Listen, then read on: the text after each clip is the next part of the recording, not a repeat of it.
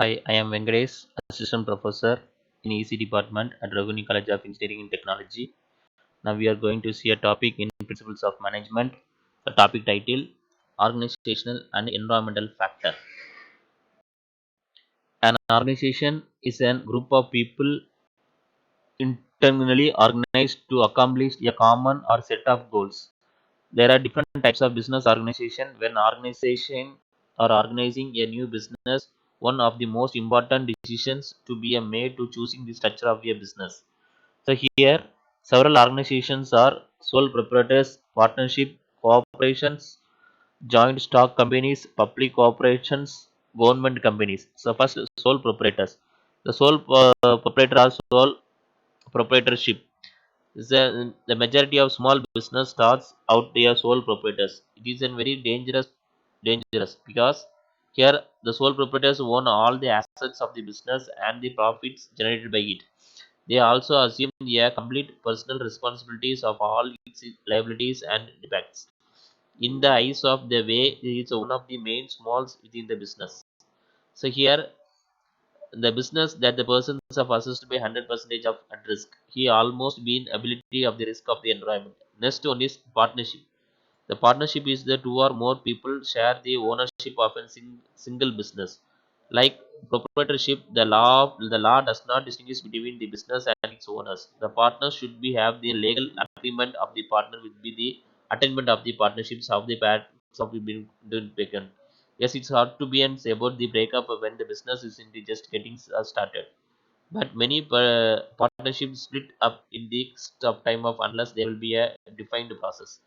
So next, corporations. A corporations characterized by the state in which the in its headquarters. It is considered by the law of a unique entity separated a part of those who have in it. Yeah, corporations can be taxed in can said to be an unused. It can be entered into a considerable agreements the owners of an corporations and its shareholders. The shareholders select or elect a board of directors to oversee the major policies and decisions. The corporation has the life of its own and it does not dissolve when the ownership changes its merits. Next, joint stock companies. The limited financial resources and heavy burn risk involved in both the previous forms of an organization is held in the functions of joint stock companies. These have been limited duties. The capital is raised by a selling shares by different values. The person who purchased the shares can call shareholders.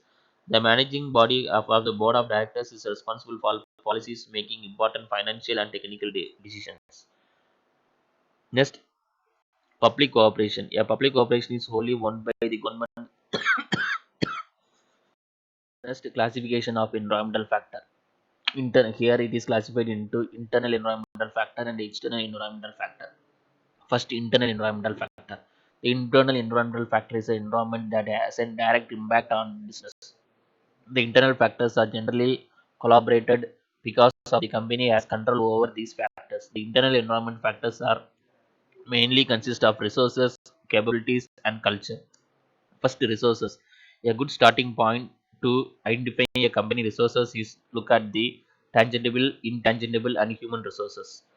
Capabilities. The resources are not productive on their own. Their most productive tasks require to their resources collaborate closely together within the terms. Next, culture. It is a specific collection of values and norms that are shared by the peoples and groups of organizations and their helps in the achieving the organizational goal. Next, external environmental factor. It refers to an environment that has an indirect influence on the business. These the factors are uncomfortable by the business. There are two types of external environmental factors: are micro environmental and macro environmental. Mac- Micro environmental factors. The micro environmentals are task environmentals encompasses those forces in the close surrounding areas of an organization that influences its function. So here it is consist of suppliers, marketing intermediaries, customers, competitors, public and financial. So first, suppliers. Yeah, suppliers of raw materials, components, and semi-finished goods are very prominence of its firms. They are operated as the important force within the micro-environmentals of their firm. Next one, marketing intermediaries. It includes a firm of assets the company is promoting, selling, and distributing its goods to their final buyers. Customers, a vary by a business in the form of concerned creations of maintenance. The customers are the utmost. Competitors, every organization has a competitive environment. Next, public refers to any culturals that has an actual and potential interested in the business activities. Financiers, so the term financials includes the commercial bank, money lending institutions, private persons who have lent money for business operations. Next, macro environment. A company along with the micro environment situated in a bigger macro environment. This micro environment provides opportunities and poses threats to the firm. The macro forces are generally more uncomfortable, and it's the success of the company depends on its ability of the environment. A firm cannot exercise effectively control on the factors of the macro environment and only the degree of abilities. It has to be that particular environment can direct it into a such. The macro environment is a form of conditions of the following. First one is economic environment, political environment, technological environment, social environment, and cultural environment.